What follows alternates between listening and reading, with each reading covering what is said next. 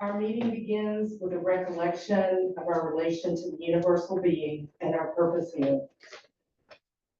Om Sahana Bhavatu Sahana Bhunatu Saha Viryam Bharava Tejasvinavaditamastu Ma Vidvishavahai.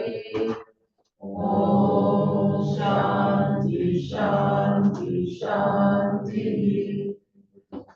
May the divine being look over us lovingly as a mother and father.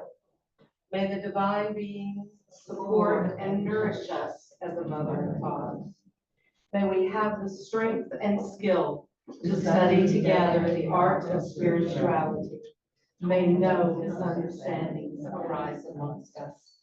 Om Shanti Shanti Shanti. Om peace, peace be unto us and to all beings everywhere.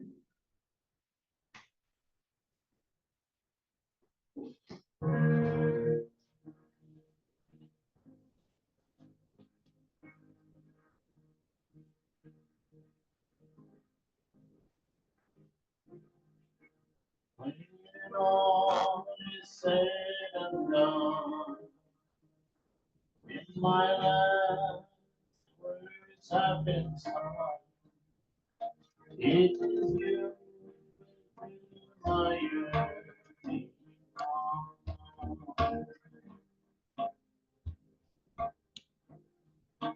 You are the essence of life. Open my eyes. You, my only Lord, the meaning of this way. Open my ears to your gentle.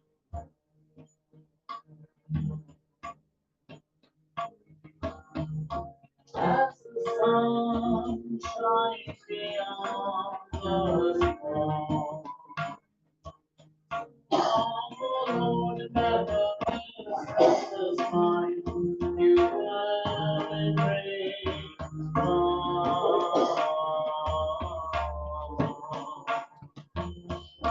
time travels quickly by, never glancing behind. Waves of life, they rise, they crash on the shore. And as I walk, I may stumble, oh, yet I know your hand will lead me on. Why you not?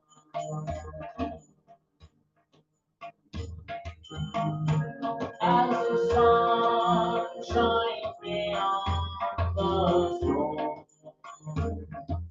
so sweet Lord, that the restless mind you dwell in grace.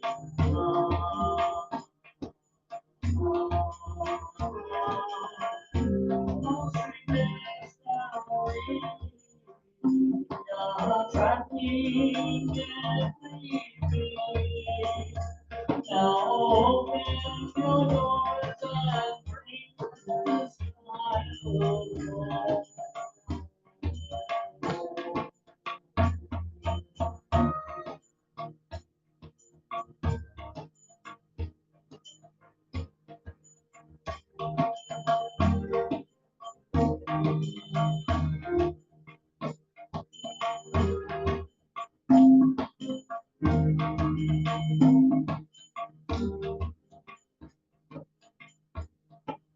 Through the valley of liberty, or in that bright city of joy.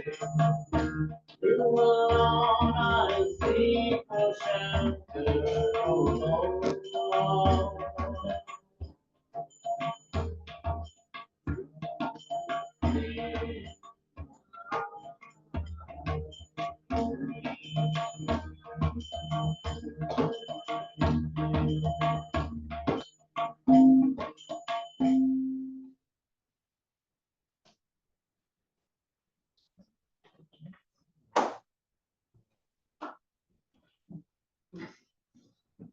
Some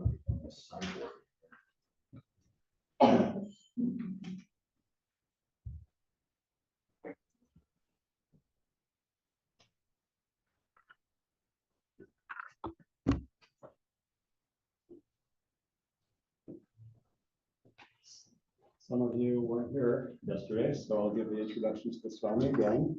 This is Swami Chidbrahmananda, and I got a good recording that I'm going to be posting. So for those of you who are on our WhatsApp group, you'll be seeing it.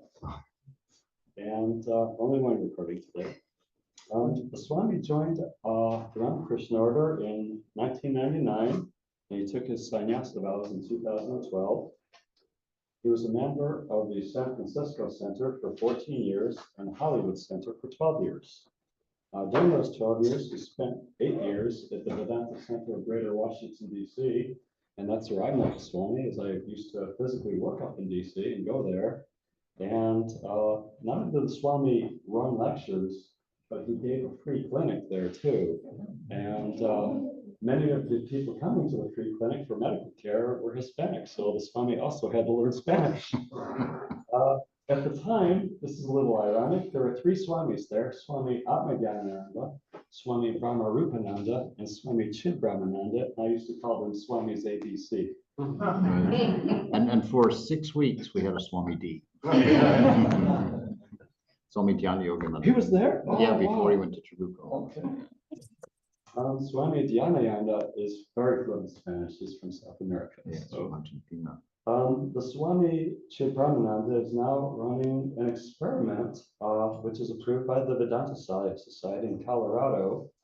It's called the One Spirit Center, and there, it doesn't represent any religion in particular. They're trying to help Christians become better Christians, Hindus become better Hindus, and Muslims become better Muslims. And that sounds like a good thing for our society, I feel. And with that, I can hand it over to the Swami. Thanks, brother. All right. I'm really delighted to be here, actually, still.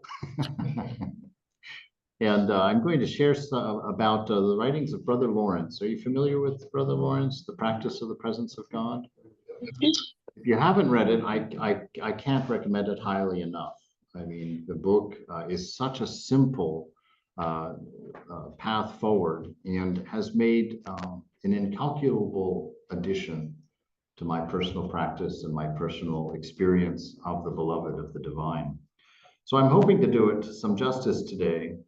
I'm going to set up his ideal and then kind of talk about his initial state of mind and look at his journey a little bit into his practice, and then leave it, hopefully end with the practice itself, with how we can kind of follow in his footsteps. In summary, he says to us, he says, "I have no pain or difficulty about my state, because I have no will but that of God, which I endeavor to accomplish in all things, and to which I am so resigned that I would not take up a straw from the ground against his order, or from any other motive than purely of that of love to him." And so his every moment, and if you spent any time with me at all, you know that I have this big thing about the moment.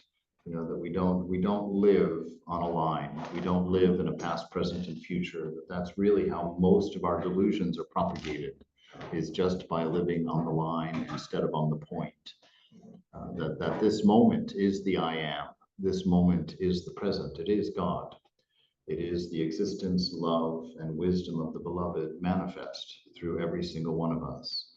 And yesterday we talked about a little bit about the purpose of life, being, dwelling in this moment. And your only job in this world, there can be no purpose of life, there can be no reason for life, there can be no goal of life when you take it off the line. You bring it into this moment. This moment is all you have to work with. And so this moment is where you exist. And what do you do in a moment? You can't accomplish a plan in a moment. So the purpose of life is manifestation. Manifestation of what? That image of the beloved that is within you, that you carry with you everywhere. And to act according to it, like he was saying here, to have no other will than the will of the divine. And that's not giving up your own will in order to take on somebody else's will. It's not like you're being oppressed and God is being glorified and too bad for you. It's much more beautiful than that, because what you realize as you go along and surrender this idea of an individual will, you come to realize that your will that you were trying to accomplish through your lower will was in fact the higher will. And so it's not a taking on of another will, it's a purifying of your understanding to the point where your mind and God's mind are in perfect harmony, because God, that image, is the motivation within you, is the heart and cause of your life. And that each one of us, each life that we have, no matter how we live it, oddly enough, is one line in a very large encyclopedic set of books that try and describe love in its entirety. And when Mother gathers us all back home, she will have finished the book of creation, which is probably not every possible, but a wonderful summary of what love looks like and how it manifests from every angle and every perspective. And so when Brother Lawrence is here saying that I have no will but that of God, it's hinting to us that he's purified his mind. What does it mean to be purified in your mind? It means to remove me and mine from the mind. The only reason any of us have an excited or restless or noisy mind is because we've thrown those two stones into it. We've thrown the stone of me and the stone of mine. And to the human mind, the mind of God, as it were, the thought of me and mine is a disastrous poison. You know, it's like throwing baking soda into vinegar. You know, you just put a couple of drops in there, and it's going crazy. So the reason your mind is like that, and the reason when we sit for meditation, we have so much struggle trying to, you know, ride this crazy bull of a mind, to tame the toddler, as I like to say, is simply because you've added the ideas of me and mine and have lived accordingly. And so we have to remove that so that the water becomes clear and we can see that this world is merely the reflection of the beloved that we're experiencing. He says, I make it my business to only persevere in his holy presence, wherein I keep myself by a simple attention and a general fond regard to God, which I may call an actual presence of God, or to speak better, a habitual, silent, and secret conversation of the soul with God, which often causes me such joys and such raptures inwardly, and sometimes also outwardly, so great that I am forced to use means to moderate them and to prevent their appearance to others. This beautiful idea of what it is to live in the presence. I love the way he describes it here, by a simple attention. Not a big word, not a big work, not a big austerity, just a simple, constant placing the mind at the feet of the beloved, of pure love, of pure grace, of pure wisdom, and learning to live in that light, learning to live in that presence. And that this generates in him an understanding of presence. You know, presence, it's the presence of what? It's a presence of divine love, God's love that has no particularity, no condition whatsoever. A love that generates an infinite grace within which you get to live your life, to sit in your moment in this puddle of divine grace, divine presence, and demanding nothing more than what he says here, this wonderful word that he says, a general fond regard. So it's not any great, effusive, big action. It's just gently sitting in the moment, comfortable in direct relationship with the experience of the beloved, of this love, of this grace. And our life becomes a spilling out of that grace, a spilling out of that love, because you sit in a pool of it. You become your own temple. You become your own temple where you worship your beloved here in the heart. You don't have to go to Vrindavan. You don't have to go to the Vatican. You don't have to go anywhere in this world to get that holy atmosphere. You are designed as the image of the beloved to carry within your own temple the atmosphere of love, the atmosphere of wisdom and being, of kindness, your own infinity, your fearlessness, your strength, the beauty of what you are, not because of what you're doing, what you're thinking, what you're becoming, but the beauty of what you are by nature, a beauty that cannot be taken from you because it is you. And to come in through surrender, right? Through surrender to your highest ideal of love, you reach and touch this place. And what happens when you begin to touch this place? As he said here, he says, you have this secret and silent conversation going on with the beloved. You know, years ago, I went to New York for a weekend with one of the devotees in Washington, D.C. And he took me to one of the big art galleries up there, and we had lunch in one of those cafeterias. You know, had the hard tile floors and the hard melamine tables, very loud, lots of noise, lots of cacophony going on. And I was sitting there, I was kind of looking around and just appreciating all that noise, letting it indicate the silence in my own head more than getting bothered by it, just kind of sitting there.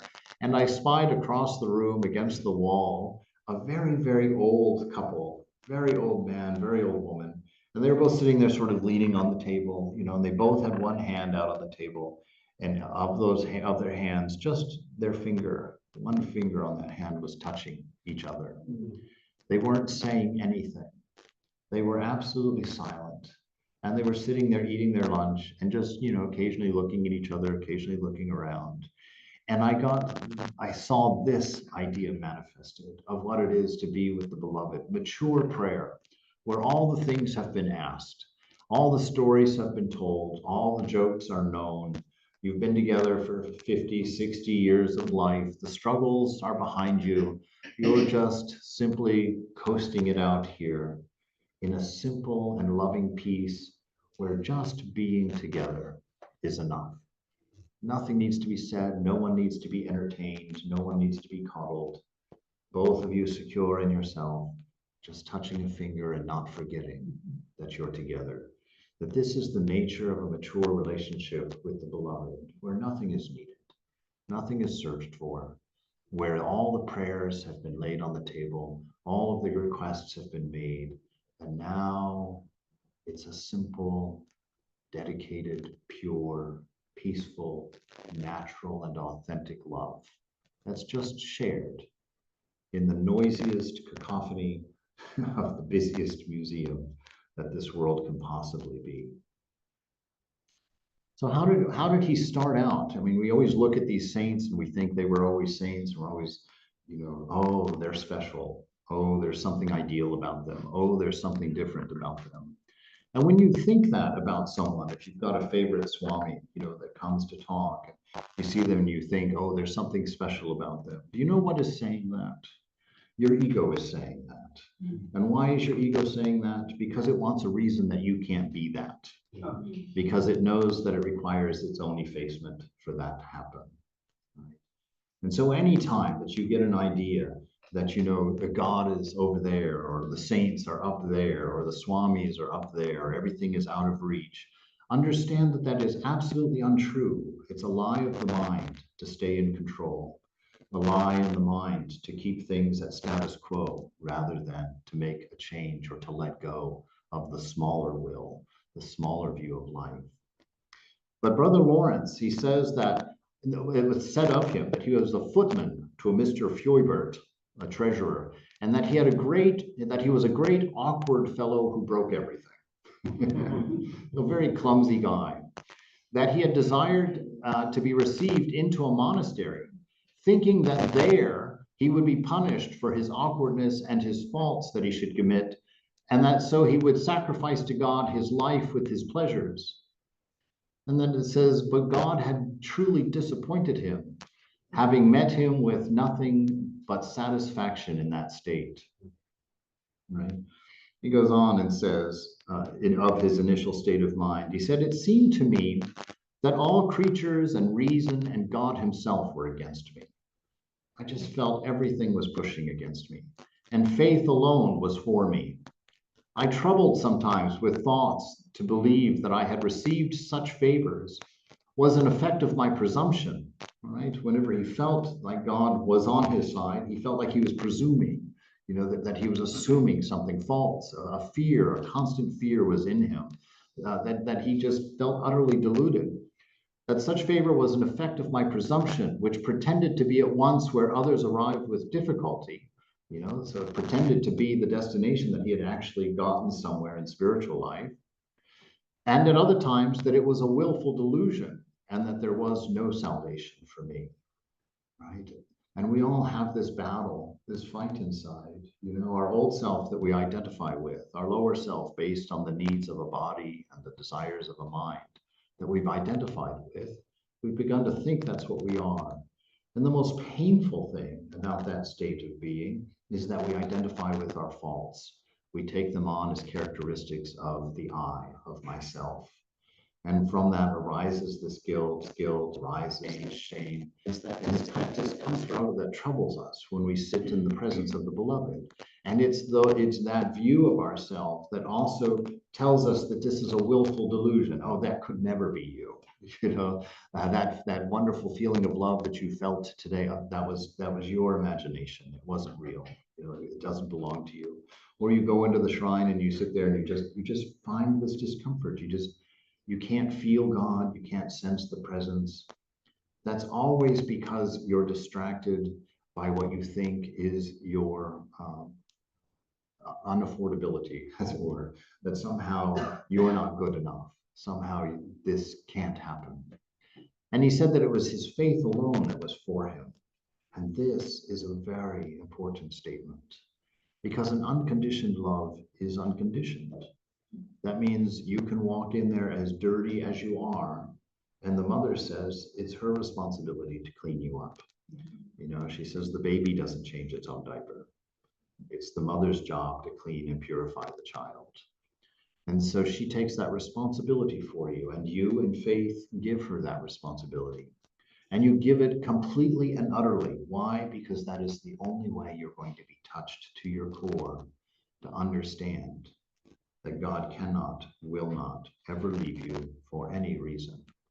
That this is a lifelong, that transcends time, commitment to you, to bring you home, to teach you, and to raise you up and to purify that me and mine from your mind, so that you and he can sit together across that table in the knowledge that we're together always and forever. That this trouble of mind had lasted for 4 years, during which time I suffered much, but that at last I had seen that this trouble arose from my lack of faith, and that since then I passed my life in perfect liberty and continual joy. I had placed my sins between me and God, as it were, to tell him that I did not deserve his favors, but God still continued to bestow them on me in abundance. That beautiful statement there, that he took his sins, his wrongdoings, and placed them before himself and the beloved, the divine. And he understood that he needed more faith in order to let go of that attachment, to let go of this egoistic need to feel separate from God, so that the ego wouldn't have to give up its will. It wouldn't have to be purified. It wouldn't have to set down its weapons that has given life its purpose, given him his relationships and whatnot there. So he had gotten all caught up and had this idea that God was against him, placed his sins in between him, and in a lack of faith believed it and suffered by separation. And that's when worldly desires kick in. We don't desire things because we're evil. We desire things because we desperately want God, and have abandoned the idea that it's possible. And the only thing that can happen for us at that point is distraction. And we begin to take comfort in distraction. We go and we eat, or we go and we go out to the clubs, or we go and whatever we do, call up our friends. Right? I learned this in a deep way about 4 years into the monastery. One of the very difficult times for me. I had joined in 2000, and Chyagisha Chaitanya, the other brahmachari, was there at the time, and he'd been there for 20 years. He was my big brother in every way. Such an encouragement, showing me the ropes, helping me with my Sanskrit, helping me chant and to pronounce the words properly. And after 3 years, he left. And 6 months of being alone in the monastery, Because in the San Francisco monastery, we weren't allowed to go out without a partner outside of the monastery. We weren't allowed to initiate contact with anybody outside the monastery. They could come and visit if they wanted, or they could call us if they wanted, and we could return a call, but we couldn't initiate the contact. And so I was very, very, very alone and very depressed and imagining my life as a monk, thinking, God, can I do another 10 or 20 years like this? This is horrible. And I was standing at the top of that monastery. It was an old Victorian house, beautiful winding staircase that sloped up to a little balcony, and then all the rooms upstairs were off of that little balcony. And I was standing up there, and you know that picture, I think I saw it somewhere, of Jesus and Mary that Ramakrishna had that experience with. That picture hangs at the top of the staircase in the monastery in San Francisco. It was always very special for me. I stood in front of that picture many times saying, come on, you did it for Ramakrishna, you do it for me. Show me, come, make a light come out of there for me, enter into me, something, you know. And so I was standing out there leaning on that railing and just being very depressed and feeling very alone and just thinking, I can't do this. I can't do this. And just about that time, Swami came in the front door of the monastery down below and came in and he looked up and saw me standing there and goes, oh, what is this? And I said, Maharaj, I said, I'm just feeling so sad, so alone. I just don't think I can do this. And so he starts making his way up the stairs and, you know, he gets to the top and I'm expecting that he's going to give me a little hug or a pat, never a hug, actually, he wouldn't have done that, but a pat on the shoulder or just a word of, you know, it's going to be all right, or you're doing fine, we'll get through this together, just anything. And I was very surprised when he walked right by me. Said nothing, walked into his room and began to shut the door. And I'm just sitting there like, you know, and just before he closes the door, he peeks out and he goes, so go to the shrine, and shuts the door. I was furious. I was crushed. I thought, this guy hates me. He wants me to leave. He doesn't care whether I stay here or not. But I went to the shrine and I sat there and I learned one of the most, it's always dangerous to say the most, but one of the most important lessons in my spiritual life.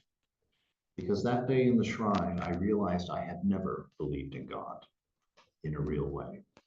God was never an actual solution to my life. He was a comfort every now and then when I thought of him. He was a habit of religion for me. He was something that I desired. But I realized I had never understood what it meant to depend on the beloved. And I sat in that shrine and I realized this. I had never taken refuge in God. That when I felt alone and felt dejected that day, felt depressed that day, it did not even occur to me to go and pray, to go and ask the beloved, or to find my comfort in the beloved. Not even to ask or pray for something, a solution or a future, but to be the solution. You know, and I sat there and I heard Mother whisper in my ear that day. She said, you see, you've never come here before. Take refuge only in me. And I realized at that point when she said that, take refuge only in me, that I had a litany of refuges. You know, go drinking if you're sad. If you're lonely, you call up your friends. If you are just in a bad mood, you just go out and distract yourself, right? But that's the problem with all of the other refuges in the world, is that they are only distractions. And when the distraction is finished, you come home and you sit on the edge of your bed in the same state you left. Nothing has been changed. Nothing has been repaired. And that day in the shrine, I saw the difference. I felt some bliss arise inside. I felt some great joy to realize that Mother was my refuge, a real refuge, not some mystical, philosophical idea of, of a divine, but a presence, just like what he's talking about right here, that the presence of God is there as a real solution to your troubles. When you're lonely, you don't need to go out and make more friends. You need to befriend your own heart, befriend your own mind, and sit in the presence of the pure love that you were trying to chase the reflections of everywhere else, and to find that contentment. And let Mother bring the friends, let Mother bring the service, but you have your strength, You have your presence. You have your all in all the time within you.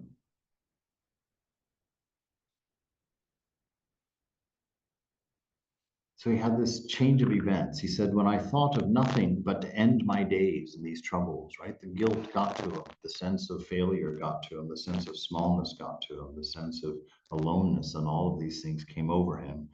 He literally was driven to the idea of ending his life, of quitting, just escaping somewhere. He says, but it really did not diminish the trust I had in God, but it served to increase my faith. So instead of running out and doing it, he really sat in it. You know, that's what Hafiz says. He says, Hafiz says, don't let your loneliness disappear so fast. He says, hold on to your loneliness, steep it like a fine tea, and let it build in you the deepest understanding of your need for God that you can possibly find. You know? To hug your loneliness and from it reap the need for the beloved, for the divine. But not to reap it in a sense of hope, or to think that this is going to come when the body drops, or to think that it's somewhere else to be attained, because that's putting your life back on the line. If you practice, we talked about this yesterday, if you practice, and if the motivation of your practice is to do something for some imagined perfect day in the future, it doesn't come. And you sit there alone and suffering now, waiting for something better to come, which is a delusion. Because that day of your realization will contain nothing more than this day contains. You will have nothing more in your sentinel of tools that day than what you have this day, in this moment. That realization is something that you are, not something that you attain. That the whole purpose of your practice is to be the authentic self that you have always been, and not the egoistic self that your mind has taught you to be and reminds you of constantly. So in our practice, like Suzuki says, and I quoted this yesterday as well, I remember, he says, you know, the Buddhist does not sit to realize God. The Buddhist sits to realize that he has already realized, right? That you already have it within you. So you don't need to work on a relationship with the divine. You don't need to cultivate anything but faith, so that you can sit there and fully assume, because of the grace of an infinite and unconditioned love, that you have been made perfect and worthy and bright and beautiful. And as the prince, you are not a beggar, that you can walk in that shrine in confidence because of the love of God, not because of your greatness, not because of your accomplishment, not because of your purity, not because of the number of scriptures you can chant and the number of holy languages you've learned, but because of the love of God. You can sit in that shrine in peace.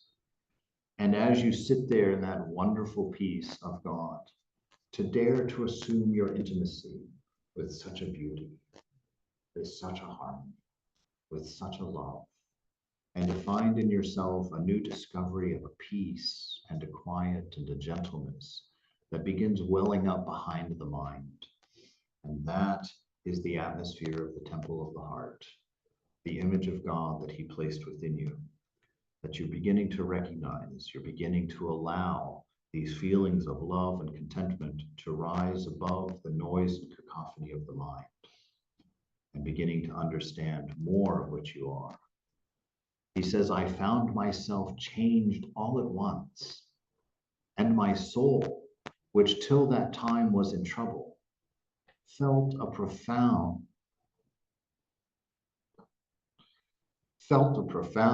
inward peace, as if she were in her center and place of rest.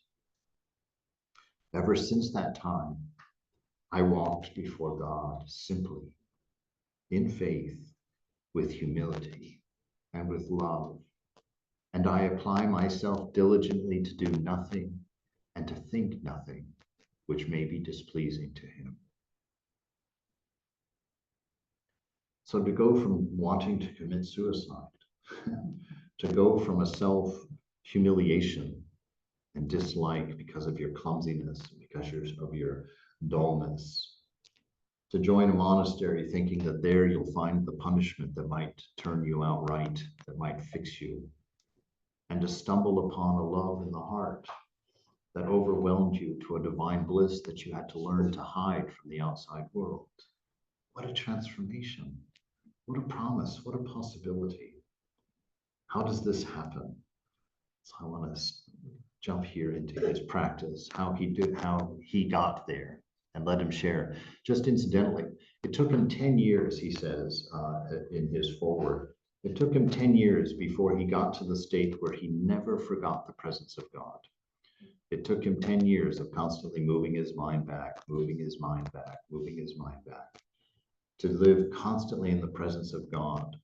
And then after that had happened, he says it was 5 more years before he was experiencing ecstasies that were troubling the other brothers because he wasn't able to finish his work in the kitchen. And he had to start devising ways to hide that ecstasy, to contain that ecstasy, so he could still cut his vegetables and get his work done. So for him, it was 15 years, right?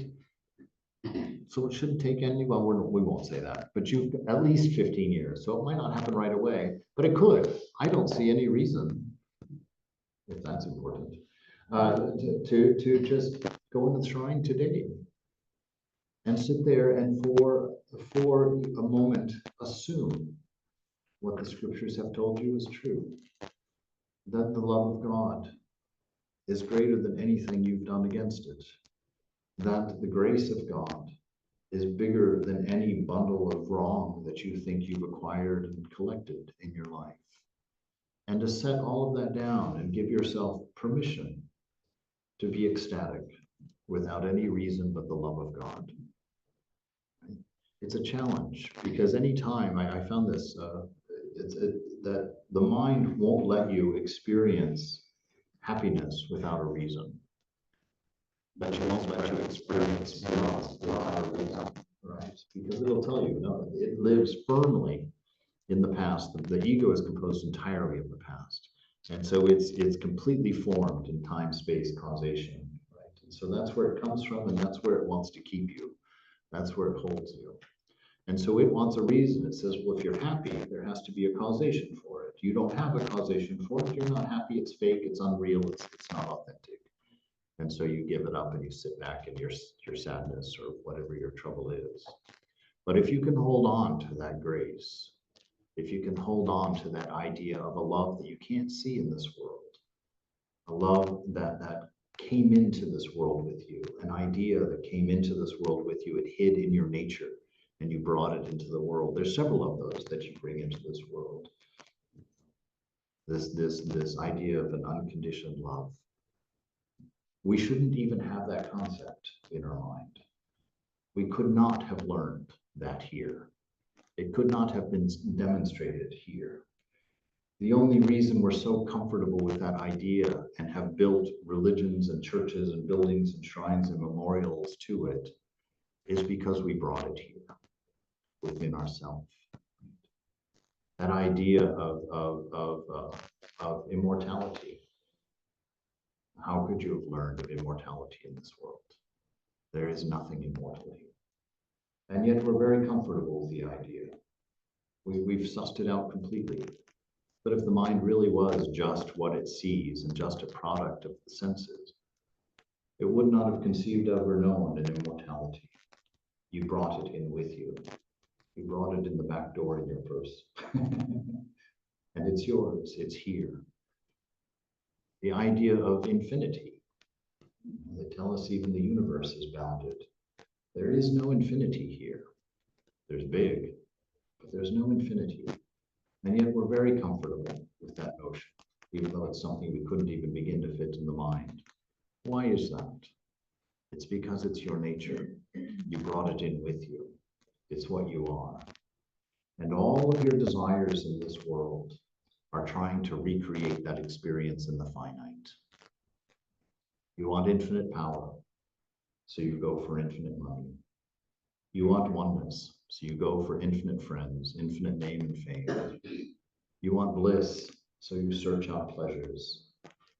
Because you're just trying to express this nagging intuitive knowledge of what you are, but not able to find it, not able to experience it, because you're going out there to create it, to look for it, to establish it. When all the time it's in your purse and it's been in there since you came into this world to play your game, to play your part, and you just never went in there to look again. You forgot that you brought it with you. So he says we should establish in ourselves a sense of God's presence by continually conversing with him. What does this mean? This means to as I, you know, in the cartoons, Bugs Bunny, the good angel would always show up on the right shoulder and the devil would always show on the left, and this argument would happen between the two of them. It's kind of like that. Or you leave this shoulder off, the ego is self-provided. You don't need to imagine that. And you have mother or your highest ideal sit on this shoulder and learn to think as conversation instead of just you watching your thoughts. Make it we watching the thoughts. Right? Take the personal out. It's not I watching my thoughts anymore, because that my is what's causing the problem. Put the mind out here in your hand and sit here with your ideal on your shoulder and talk about that mind. Talk about the condition of that mind. And do that with everything always, so that your life is a constant conversation between your highest ideal and your ego self. And you find the more this relationship develops and grows, that ego self becomes quieter and quieter. And in the end, you're just showing it to the mother, because you've come to realize one very important thing. And this, I stumbled on this from this practice itself, actually. I remember one day I was really, I always never know how open to be, but I was struggling with something, okay? My mind was really distracted and really looking for some experience. And I was really fighting and I wasn't winning, and I was sitting there like kind of getting desperate.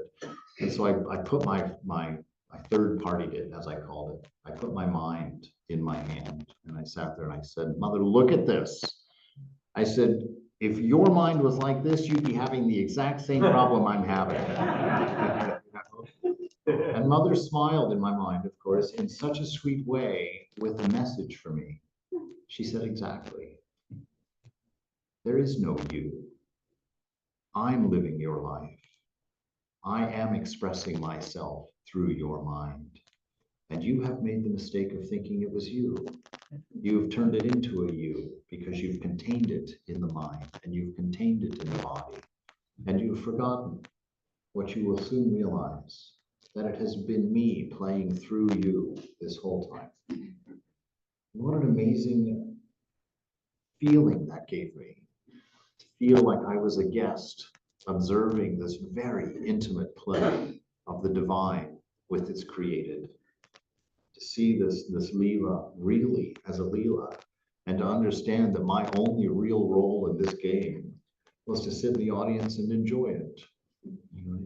Just to sit there, not to exert a will, not to create a desire, because I find my refuge within by the fact that I'm watching the divine play with its creation and express one story of love through the life that I'm getting to observe, that I'm getting to witness. And the more I stay in my seat, and the more appreciative I am of the play and rooted in the knowledge of what it is that's going on, the less and less I'm bothered. The more and more I know this is a play. It's like going to a spooky movie, and I'm a real coward at horror films. The last one I saw was Alien in 12th grade, like way back. I never went to another one after that, because I spent most of my time with my head in the popcorn box, which was extremely embarrassing. Forgive me for mentioning, but I was on a date at that time. This woman sitting next to me and me sitting there with my literally my head in the popcorn box. And it actually got so bad the popcorn box wasn't enough. I ended up back by the back door. And when I'd hear that music start, and she was walking alone in the spaceship somewhere, and I knew, I was like, oh God, here it comes. And just as it was getting to that point, I'd slip out the door into the arcade and I'd totally escape. I'd catch my breath. I'd realize it's just a movie, chill out, it's no big deal. I'd go back for a few more moments as far as I could. It's really life. It's horror film we're watching. And when it gets too bad, just step into the shrine for a moment, clear your head. Oh, it's just a movie. It's just a game. It's just a play. of the divine. And you capture your strength again, you get your disposition go, and you step back out there again. All right, here we go. Right? He says that we should establish ourselves in this sense of God's presence by continually conversing with him. That in order to form a habit of conversing with God continually and referring all that we do to him, we must first apply to him with some diligence. But after that, a little care should find his love inwardly excite us to it without any difficulty. So he's saying, yes, you're going to be very diligent. At first, it's going to be tough. You're going to be forgetting all the time. But you just keep bringing the mind back. And he says in another place, I might have it farther down the list here, but in case I don't get to it, he says when he would find his mind wandering, he would simply place it back on God. He says, I wouldn't give myself too much trouble about it. I wouldn't think about it too much. I would just simply put it back and keep going.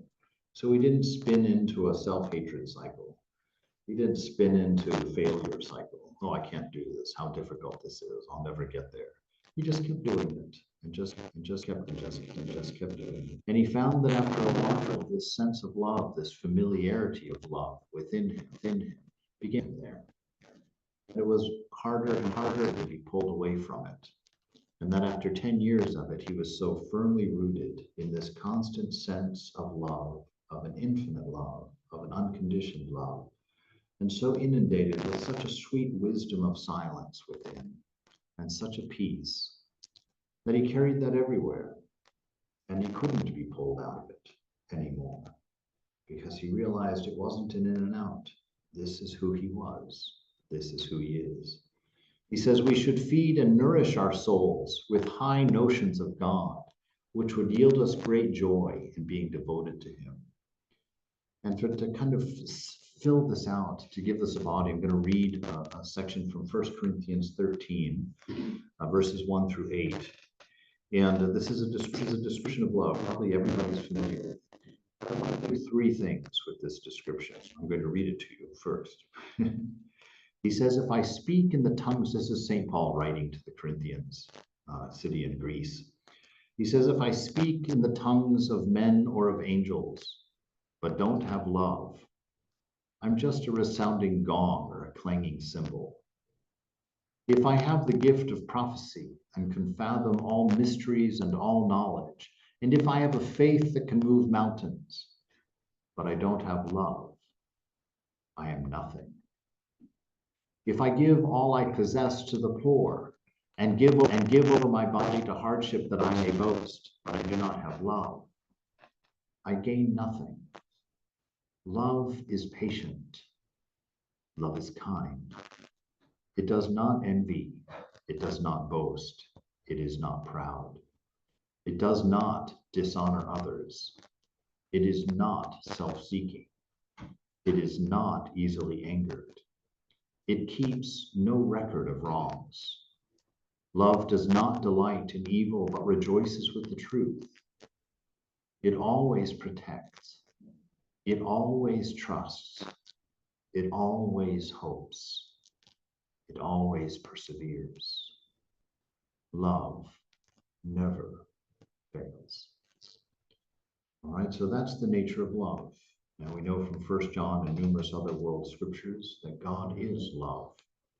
And so when I thought about that, I thought I'm going to change the word. I'm going to put God in there to see what God is. And I read it again, God is patient. God is kind.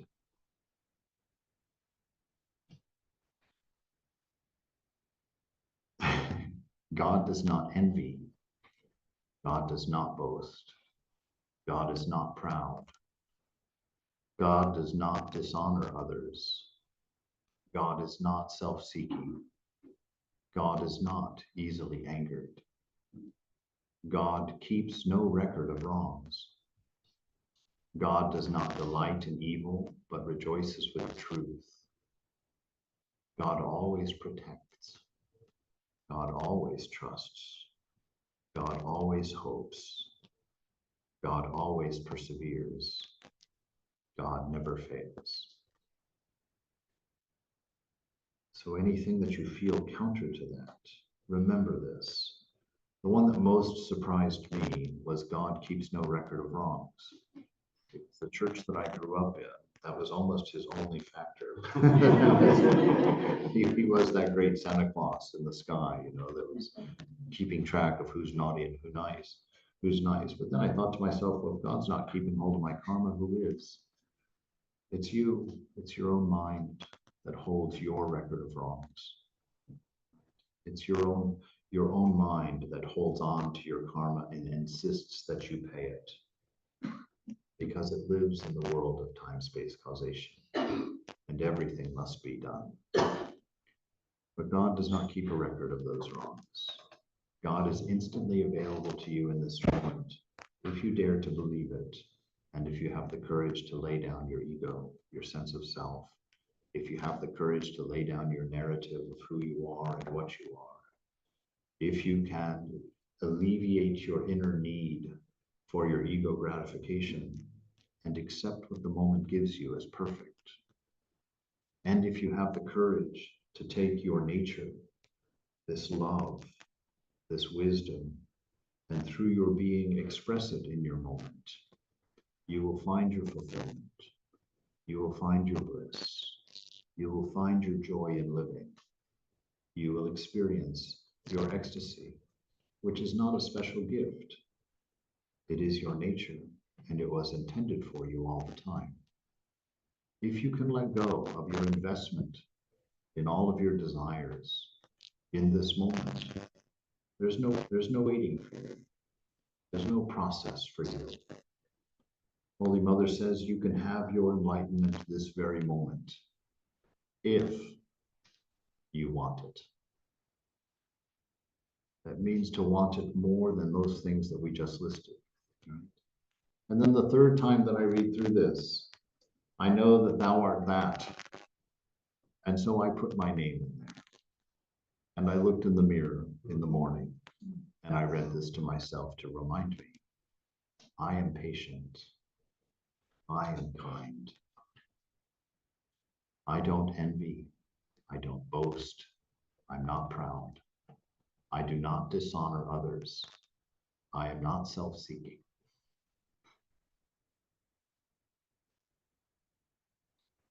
I am not easily angered. I keep no record of wrongs. I do not delight in evil, but I rejoice in the truth. I always protect. I always trust. I always hope. I always persevere. I never fail. This is your birthright. You are not a beggar of these things. This is your nature. If you are courageous enough to grab onto it and ride this bronco.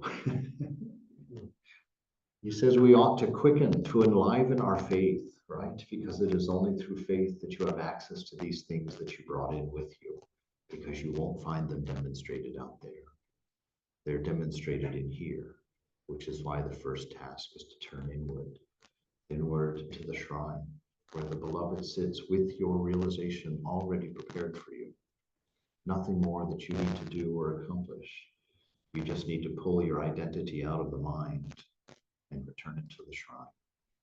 Just sit there as the observer of mind, the observer of the world, the expresser of God. That we ought to quicken, to enliven our faith, that it was lamentable that we had so little, and that instead of taking faith for the rule of their conduct, men have amused themselves with trivial devotions, which change daily. Right? Without this faith, as we sit there and try and do this on our own, as we try to accomplish our own in it, when we try to find our own freedom within, we'll try all different little trinkets, and we'll change our faiths and we'll change our attempts. But it's faith that you need. It's your surrender. Faith really is the result of surrender, because you can't learn that it's true until you surrender. I had that wonderful experience 2 years ago. As you know, I got a leave of absence from the order 2 years ago in order to do this experiment in Colorado, which was just to try and build a Vedanta center that doesn't present any particular religion, right? We teach only the Vedanta, but the Vedanta can be taught through all the world's scriptures. It doesn't only have to be taught through the Eastern scriptures. The Sanatana Dharma is contained within all of the world's traditions, if they last. Those traditions that don't last don't contain the Sanatana Dharma. That's how we know them. Right, and so what I learned was that for the first time in I guess at that point it was what, 23 or 24 years, I stepped outside the monastery where my food wasn't provided, my housing wasn't provided, my clothing wasn't provided, but I was still a monk. I didn't have a job, which means I had no money, no paycheck. And I sat there wondering, okay, how does this work? I thought this has to work through faith. This has to work through faith. And so just daily living became my necessity for faith. And I've lived now for just 2 years now. Every bill is paid. I have a room to live in, small one, not much smaller than the monastery though. I've been fed.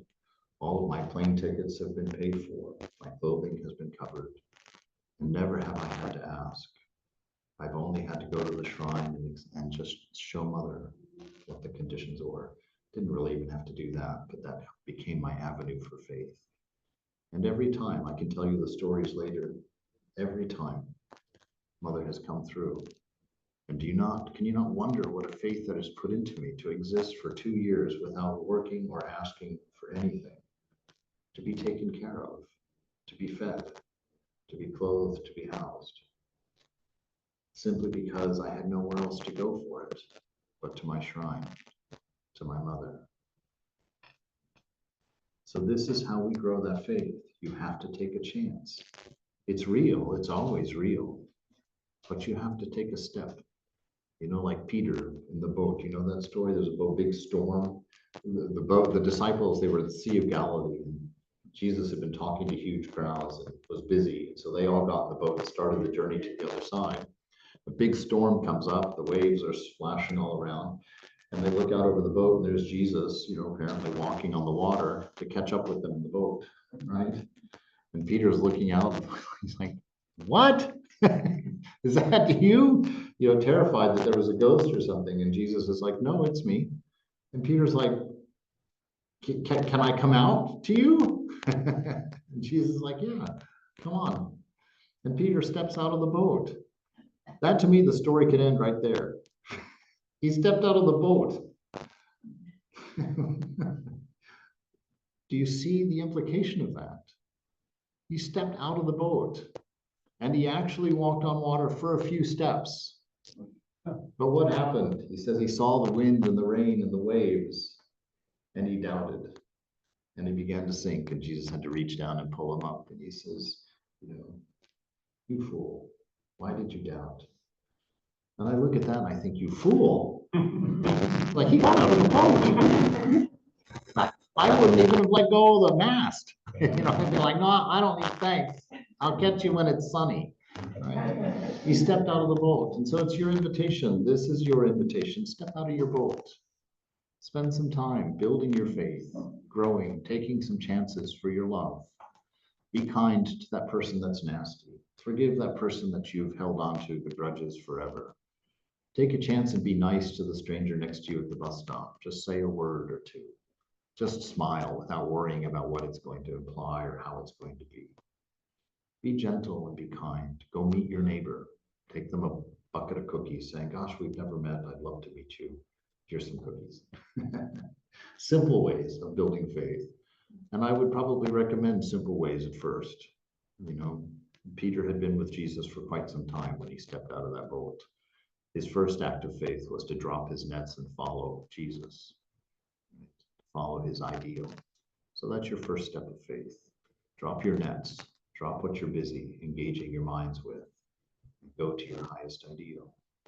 Go and take a visit and learn, and then just keep going, and keep going, and keep going. And eventually you'll get a boat to step out of. He says that the way of faith is sufficient to bring us to a high degree of perfection. Ramakrishna says, if a man has faith in God, then even if he has committed the worst heinous sin, such as killing a cow or a Brahmin or a woman, He will certainly be saved through his faith. Let him say to God, O Lord, I will not repeat such an action. And he need not be afraid of anything. When he had said this, the master sang, if only I can pass away repeating God's name. How can you then, O Blessed One, withhold from me deliverance, wretched though I may be? I may have stolen a drink of wine, or killed a child unborn, or slain a woman or a cow, or even caused a Brahmin's death. But though it all be true, nothing of this can make me feel the least uneasiness. For through the power of your sweet name, my wretched soul may still aspire, even to Brahmanhood, even to holiness. You see, it is faith that is your key to the beloved. It is trust in that infinite love to find your way home. It is your placing all of your eggs into that infinite grace that is the result of your practice. It's all yours now, if you want it. Vimalananda, I'll end with this quote, maybe I'll end here, we'll see. Vimalananda, a disciple of Vivekananda, writes about faith. Faith does not mean a sudden effervescence of sentimentalism or a dazzling display of intellectual feat. Faith has no concern with these passing shadows that vanish away before the tremendous facts of life. Faith stands unmoved in the innermost depth of the heart as the one vital principle of thought and all action. In the midst of the varying destinies of earthly existence, it is the intuitive perception of an eternal relation with something which, by its overwhelming prominence, throws into shade the ever-vanishing shows of the world and draws us away from it, from its diversified occupations, to a close touch with that permanent reality. So faith isn't this huge whatever. It's not going and looking for boats to jump out of.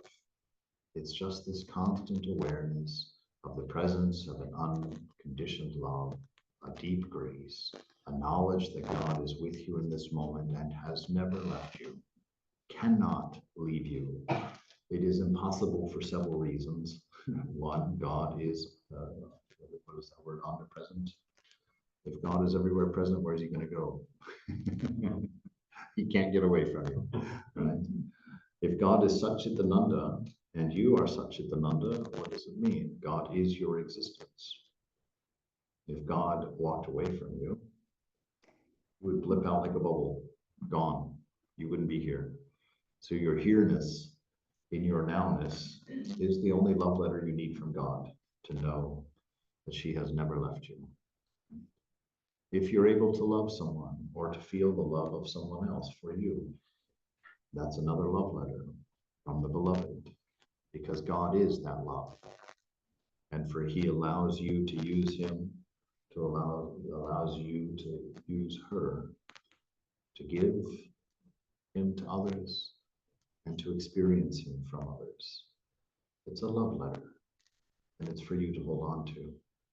If you're able to learn from your mistakes, if you're able to understand a scripture, know that that is because God has loaned you his intelligence, that God has become you so that you can understand, so that you can grow, so that you can learn and ultimately transcend a delusion. All of this is a love letter, and your practice is your love letter back. Not by doing, not by accomplishing, but by making yourself available to a love. By being willing to sit across the table, put your finger out, and touch your beloved, and have that be enough. Nothing else is necessary. And you sit in the cacophony of the craziness of the world, fully content, fully at home, fully at comfort, knowing it cannot, will not, ever be taken from you. All you must do is remember it. So then as practice of this presence, I'm just going to read this little bit and we'll stop. He says that when he had failed in his duty, he only confessed his fault, saying to God, I'll never do it again. If you leave me to myself, it is you who must hinder my failing. And then was that after this he gave himself no further uneasiness about it. Right? So he confessed it to the Lord, and he said, well, that's what happens when you leave me to myself. If you let me forget you, that's what happens, right? And he goes to him and he says, you must hinder my falling. You've got to stop me from forgetting. And then he didn't bother about himself about it anymore. Moved on. That we ought to act with God in the greatest simplicity, speaking to him frankly and plainly, and imploring his assistance in our affairs just as they happen, right? In the moment. We don't make it about our future. We don't make it about our past. We are in God in the moment. And so our prayers are in the moment. That God never failed to grant it, as he often experienced. So likewise, in his business in the kitchen, to which he had naturally a great aversion, having accustomed himself to do everything there for the love of God, and with prayer, upon all occasions, for his grace to do his work well, he had found everything easy during the 15 years that he had been employed there. Since he was always pleasing himself in every condition by doing little things for the love of God. This is where we find our fulfillment.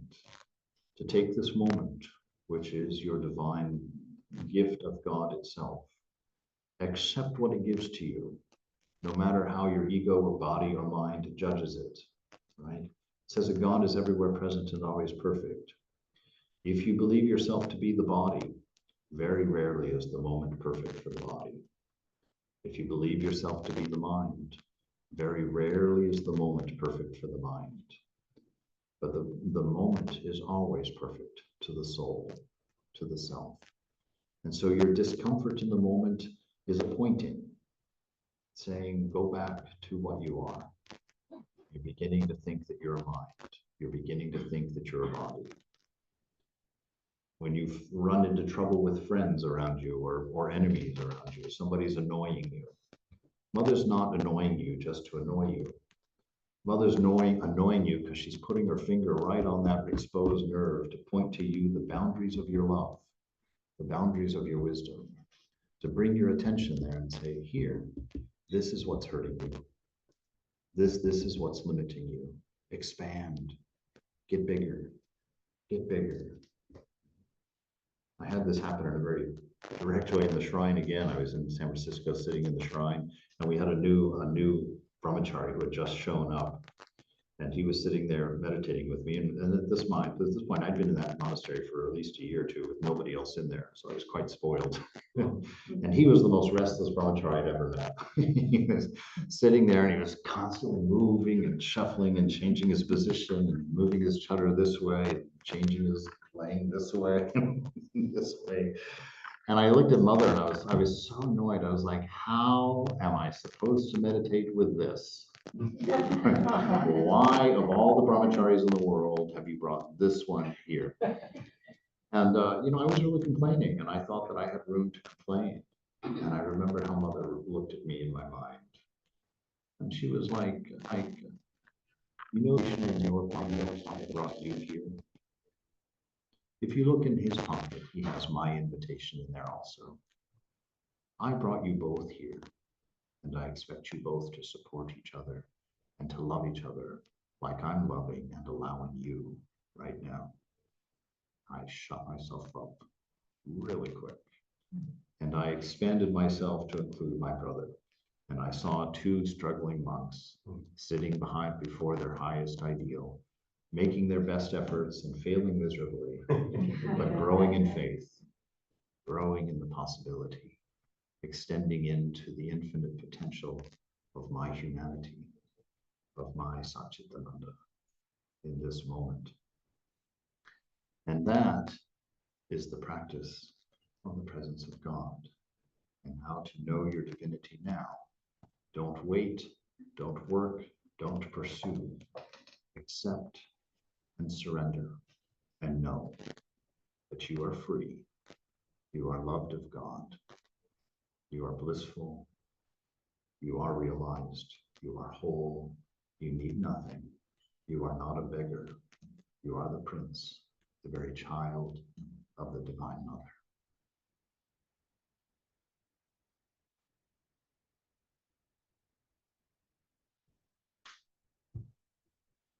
Let there be peace in outer space. Let there be peace in the sky, on the earth, and in the waters.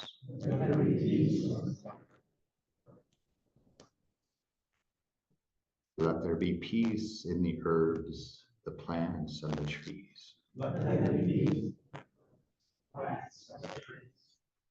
there be peace in the herbs, the plants, and the trees. May the gods be peaceful. May the whole universe be pervaded by peace. Let this infinite, universal peace prevail throughout my being.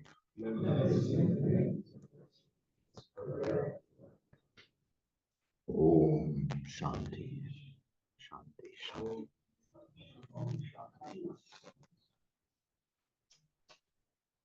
Chime up. Do I need to ask anyone in church? We have a question, is it a comment, statement, or concern? Thank you.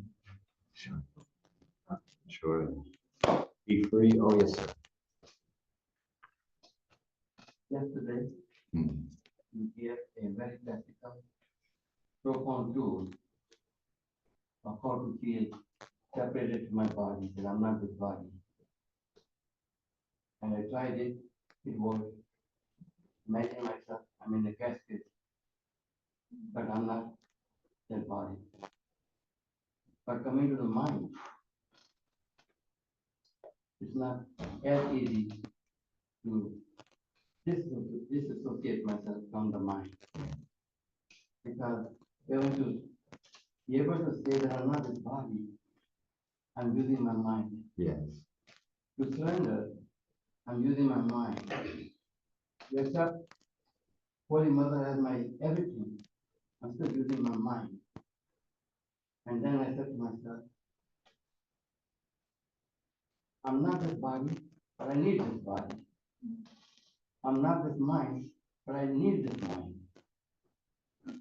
So I need some more reflection and more help from you on how to disassociate myself from the mind. Yes. So you don't need the mind to do all of that. You can say, I'm not the mind, and be in silence. And if in that silence, you become aware of the presence. You don't need the mind to think of Mother. You don't need the mind to be aware of God. The silence within allows you to know the presence, not in words or an experience, but just simply as the deepest knowing, something you've always known. But it's a knowing that's only apparent in the silence of being, right? And so you say, I'm not the mind. The mind's not going to disappear. It's going to keep chattering and doing its thing. You just observe it and let it chatter and do its thing. But you sit in the knowledge, you sit in the silence, and let all of the action and changing of the mind and the world around you indicate the stillness and peace that's within you. Because you could not see the change if you were changing with it, right? When you're in the elevator isn't moving, it doesn't, right? It follows you wherever it goes. You can't see the movement. If you put a window in it, then you can see the change, right? And so it's the same way, same evidence. If you were this world, if you were a part of all of this change, you could not observe all of this change, but you can observe and witness all of the change. And so what you do is you allow that changing, noisy mind to indicate the fact that the self that is watching it is not changing and can observe all of that change. And what I call this is stepping in the pool, you know, because most of us are trying to calm the mind by being in the mind and coming up with all kinds of techniques. So if you jump in the pool and try to stop all the waves, you'd probably drown. You ain't gonna get there, right? What you have to do, you have to step out of the pool, and the wave of the pool will calm itself. So by becoming disinterested with the narratives and changes, constant cacophony of the mind, by being disinterested in them, the mind will begin to calm itself. But even that is not necessary. You can still let the pool be a wavy pool and just not be affected by it, because you're not it. You're not watching that. And so mom, beloved mother, so, we'll go with it. So mom is present before mind. So her presence isn't because of mind. You know, her presence is, and when I say mind, I'm indicating the changing mind.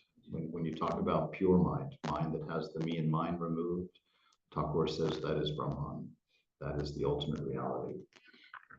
So we can't really ever get out of mind, but we can observe active mind and be disinterested. And that disinterest is the slow moving, pulling out.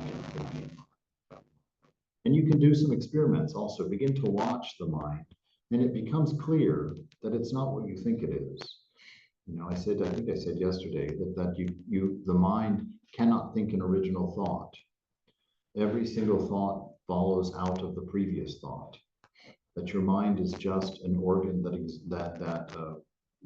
excretes thought. That's all that it does. And those thoughts are always based on the previous thought and on the inputs of the senses of the moment and the universal mind. Some stuff bleeds in from other people into your mind, and that's kind of what keeps it all agitated. But it becomes only problematic when you try and put a particular perspective in there. When you try and say my mind, when you actually think that's my thought, I thought it, but that thought would have arisen whether you asked for it or not. So you did not create that thought. And that thought cannot be about what you want it to be about, because it has to be related to the previous thought. So it is not your thought. And that thought is not about you, because that thought will be about the body or about the mind or some fact or fiction somewhere else. And that is also not about you. And so you can sit there and through your inner discernment see, well, this is really not me. This really doesn't have anything to do with me. Right? And then you don't have to be concerned about it. You can let it go on like a noisy toddler, and you pick up the book of mother and read. Let the child play, let the toddler run. He'll get tired. You'll find him asleep in the kitchen sink somewhere later on. Then you can take care of him. Right? So it's a process, but don't be concerned about it. It's not yours to fix your mind. It's mother's to fix your mind. And so sit there and watch it with her and get annoyed with her. It's not fixed yet. Swami, in Bhagavad Gita, Yes. Lord Krishna said that Ishvara Sarva Bhutanam Hrideshe Arjuna Tishtati Brahmayam Sarva Bhutani Jantra Rudhani Mayana. So me and Lord Krishna is different. Can you translate that for me? That's embarrassing for me to ask that, by the way. But I don't have my Swami Vedanta here. Yes, yeah. Just what does it say? Bhagavad Gita is Vedanta. No. I know all of that. It's the Sanskrit I'm not understanding because I'm not fast enough. If you want me to come back in 2 hours, I'll be able to answer your question. I can't do it on the fly. I'm sorry to say. Somewhat embarrassed to say. Can you just say it in English for me? The verse that you chanted in Sanskrit? I'm trying. Oh, okay. Lord Krishna said that I am in every bhutas. Bhutas means every animals, every trees, everything. In everything I am, and Yes.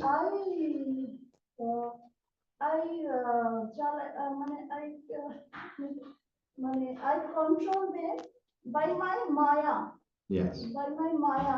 আপনি আমাকে বাংলায় বলতে পারেন, আমি translate করে দিচ্ছি। মানে ঈশ্বর সর্বভূতানাম, সমস্ত ভূতের মধ্যে ঈশ্বর আছে। ঈশ্বর সর্বভূতানাম विश्वं सर्वभूतानां Viddeshe বিদ্বেষে অর্জুন তিষ্ঠতি এই অর্জুন আমি সবাইকার হৃদয়ের মধ্যে রয়েছি ভ্রাময়ান সর্বভূতানি সমস্ত বুদ্ধির আমি ভ্রাময়ান মানে যন্ত্র রূঢ়ানি মায়া মানে যন্ত্রের মতো মায়া দ্বারা তাদেরকে আমি চালনা করছি তাহলে কি আমি আর কৃষ্ণ আলাদা হয়ে যাচ্ছি Okay. So what she's trying to say is Lord Krishna is saying that I am in everything, Yes, everything around me. yes. So what she's asking essentially is, so am I different from Lord Krishna? Do you find yourself to be everything around you? That's the reality. Do you find yourself to be everything around you? No. Then you're different I from do Lord not Krishna. feel that. I do not feel that. Then you're different. Then you are different from Lord Krishna, are you not? Are you not? Me and Krishna is different. Okay. I cannot think that I am God. That is exactly I right. cannot think. So she's asking, she's trying to ask that how can we How better can that? she get to How that can I realization? Aham practice? Brahmasmi, which is Swami Vivekananda's. Yes, yes, How do I yes. get to the realization? Yeah, because well, you have to do a lot of discernment. You see, think about a dream. I always go to the dreams because they teach it right to the best. Think of a dream, right? In that dream, is there anything in that dream that is not in your own mind? Is there? I'm asking you a question. Is there anything in your dream at night that is not in your own mind?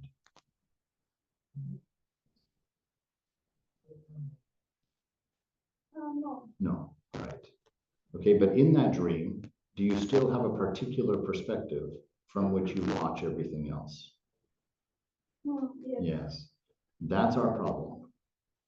You need to be in this dream, which is exactly the same situation, and understand that you are not the particular that you think you are, that you are in fact everything else, right?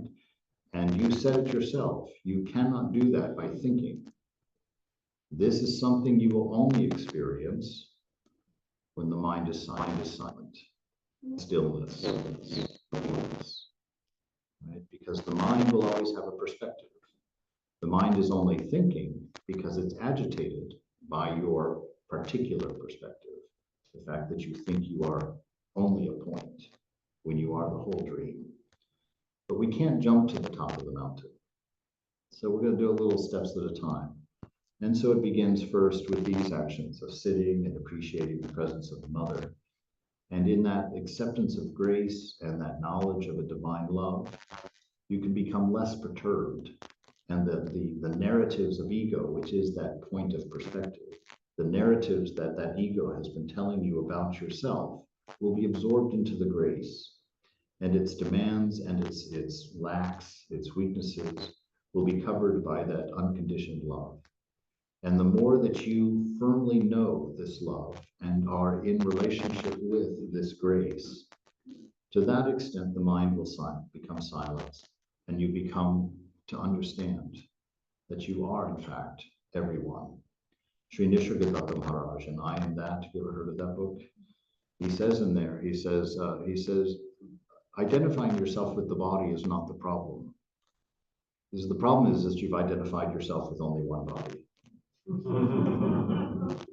That's the problem. So that's the highest realization, to see that oneness, to see God in everything, according to Ramakrishna.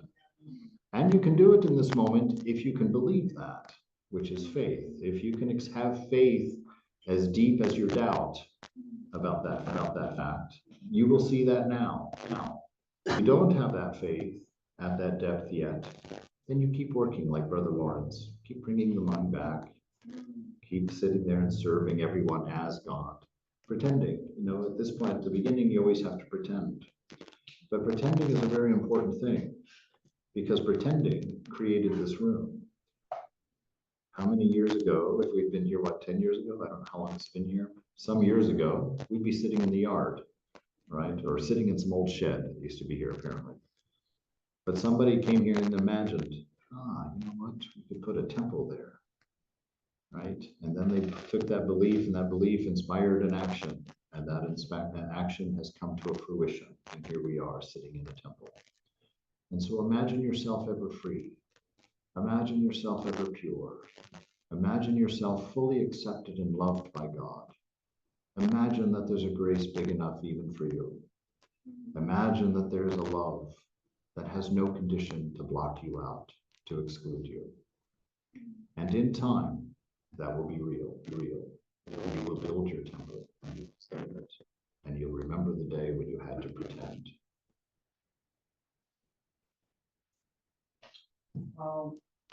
I kind of see this as a marathon, Okay, and this is just my practice. sure. And keep doing it, no matter what it is. Spend some time every single day, just dedicated to Divine Mother. And all you do is all day long, what you do is you give your successes to her and your failures. And then you start seeing that you are really not doing it. Any situation comes up, she gives you this idea that this body is reacting this way. Mhm. So you're just have to see, you're just doing nothing. That's one. Going with the flow. Yes. As long as you're also not thinking about you going on the flow. So that's great. In truth, my first trouble with it is you can't run a marathon in a moment. But I understand what you're saying is that in the moment, keep running your marathon. And it's absolutely true, but don't look to win. No. Have no expectation of any achievement or any getting. And in that, Mother will open that door, no doubt. So that's wonderful. It's a great way of doing it. For sure. Yes, Ma. From I understand Christianity, and he says is love God. According to Vedanta, it is such Chidbrahmananda. Yes. Now, the way I understand, such is equivalent to love. Mhm. No, If I'm not wrong. Ananda, I think. Then comes Chit consciousness. And Ananda is result, bliss.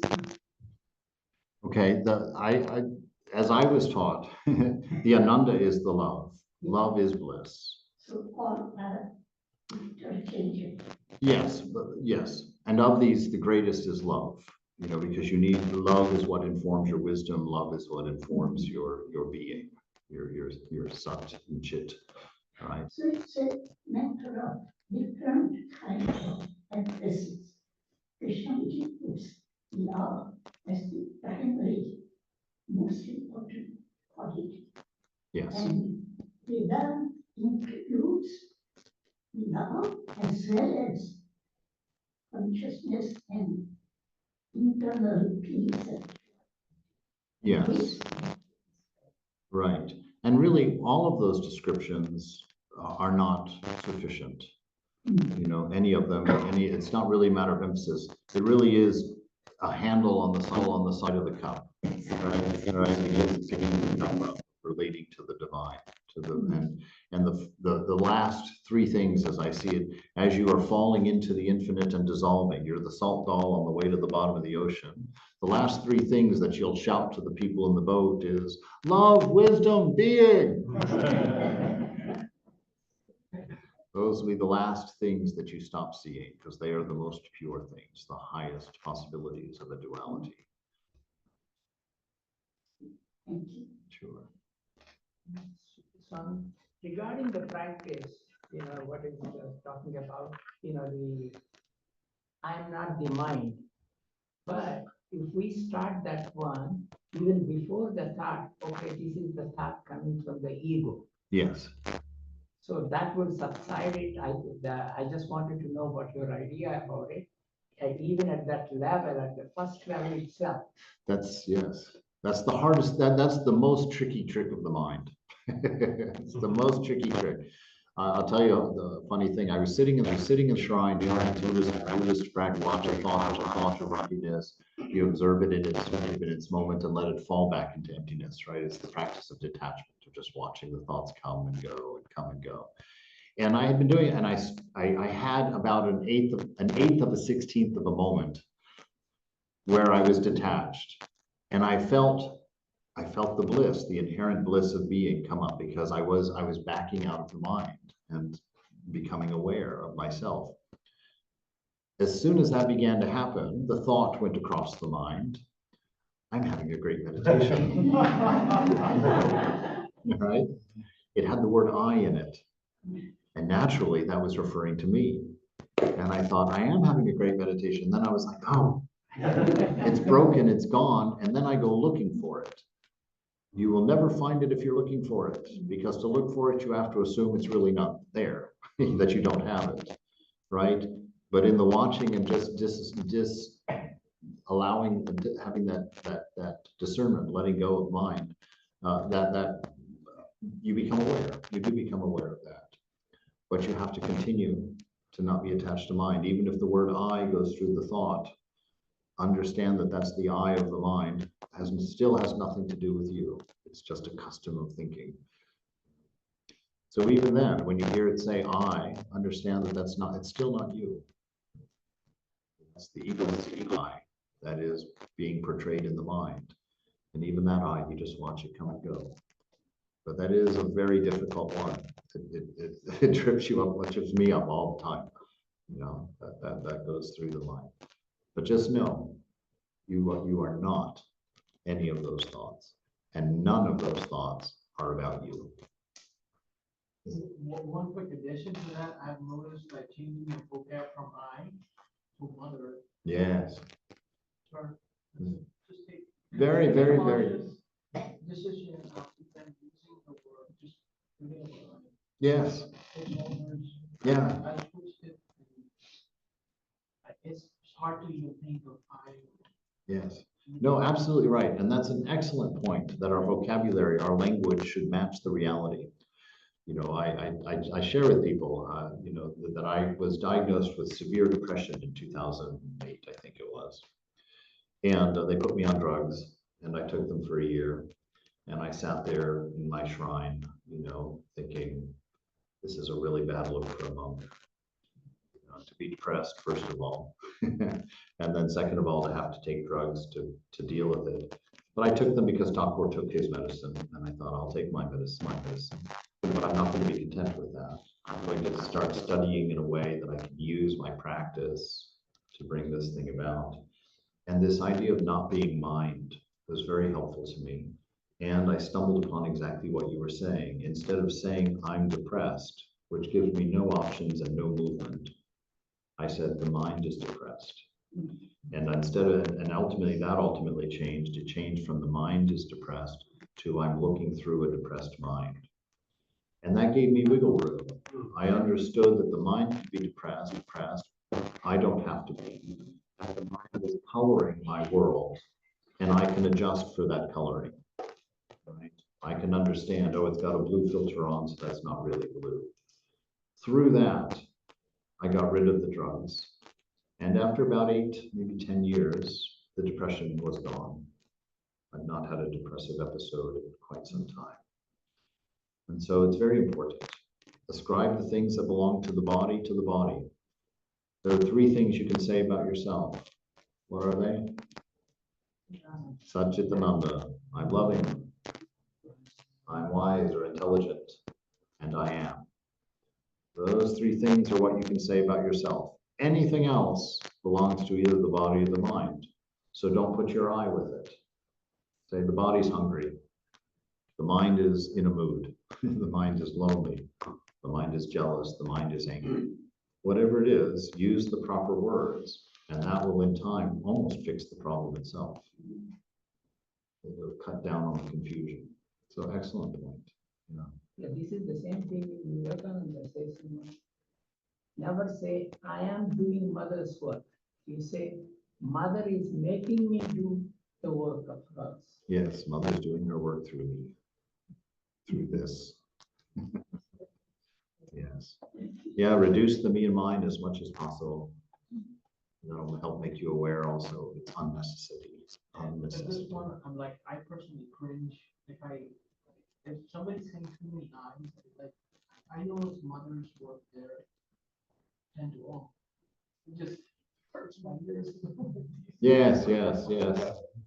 That's good. They'll see that that flinch on your part. That's not, no, it's. Yes, Yeah. there's mom right there, she's having this happen, so. Yes.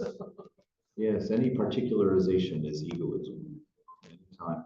That's why Sri Nisargadatta says the difference, he says the difference between a saint and a sinner. He says a sinner, when he sees a man suffering, will see a man suffering. He says the saint will suffer because the saint knows that is he in the beggar's body that is suffering. And that's what he identifies with. So that's a very important lesson too, and that it's you that's suffering, and when you alleviate that suffering, it's you that's alleviating, and it's you that's no longer suffering. And so if you serve that person thinking you're helping them in that egoistic way, eventually that's going to become a big problem, because he's going to become resentful of you always being in the controlling superior position. And you're going to become egotistical and eventually not appreciate his appreciation. He needs to be doing more. He needs to be more appreciative. He doesn't really think, know that I'm helping him this way. And it messes the whole thing up. But if you realize you're both, and that it's your nature to alleviate suffering, which you're alleviating your own suffering because you're the one suffering when you're seeing suffering. But in that paradigm, then it can go on forever, and there's no resentment, there's no anger, there's no pride. There's just the nature that you're obeying, what you are. Yeah, that's what Ramakrishna says. Vivekananda says that you cannot help anyone. Who are you to think that you can help someone in this world? If something needed changing, God will change it. Yes, sir. Oh, I'm sorry. Yes, go ahead. What I was thinking, the evolution of the mind, the main purpose of the mind was to keep the survival of the body intact. And that is the reptile brain. All it does is to make sure the body is safe and secure. Okay. Then gradually developed from the reptile brain to our brain. And then say, even when I take good care of the body is going to go away. Yes. That is the recognition of the mortality of the body. Yes. On that started our thought processes, that there must be something besides our body. And that's why we started thinking on a very different scale altogether. Okay. And right now, we are at a point that we know that I'm not my body. We say that, we don't believe in it. Right. Because there's a secret part of what is body? I am the one. But now we are gradually accepting the thought. The body is going to be mortal, perishable, and biodegradable. And therefore now comes the need for Vedanta. That when that door is closing, that body is everything, we have to open some door which keeps our hope alive, our ambitions alive, and we have something to look forward to. And that to me is what Vedanta is. Okay. There's a lot in there I probably wouldn't agree with, but I don't think it's harmful. That's a narrative. Narratives belong to ego. I'm not going to dispute the accuracy of the narrative. It's a nice one. But if you attach yourself to the need of ambition and the need of whatnot in there, and you maintain that, then you're not free. The way to get rid of it is say that you're not the mind. And the reason that you say that you're not the mind is because your discernment has shown you that you're not the mind. You go inside and you realize you don't know the contents of the mind unless your thoughts are being shown to you. You don't know the condition of the mind until the mind tells you what its condition is. And so by necessity, you are not the mind. And it's the same with the body. The body also has to report to you its conditions. So through those, we walk away from the whole story. There really is no past and there really is no future. And so the ego, which is composed entirely from the past and observes the present, has come up with these narratives, the story of cause and effect.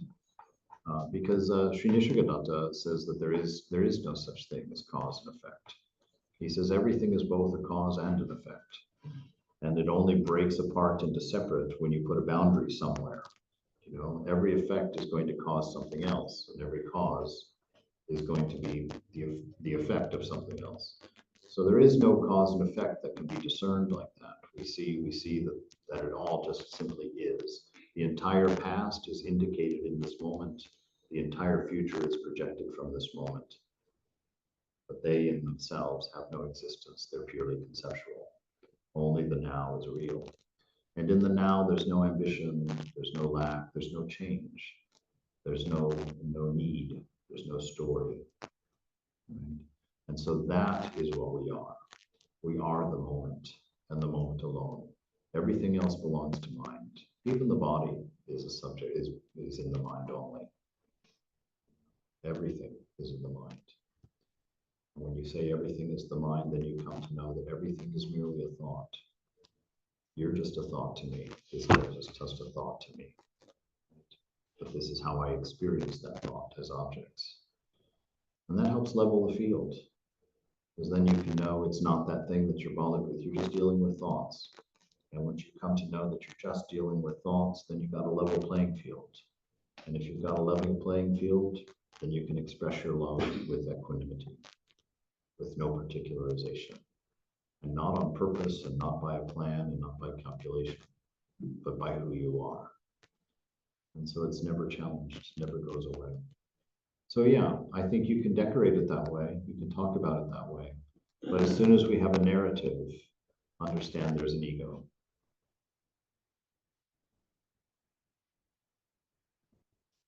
Jai Ma. Be free, go forward. Lunch in the Yeah, please. Okay, wonderful. Have a lunch. Yes, come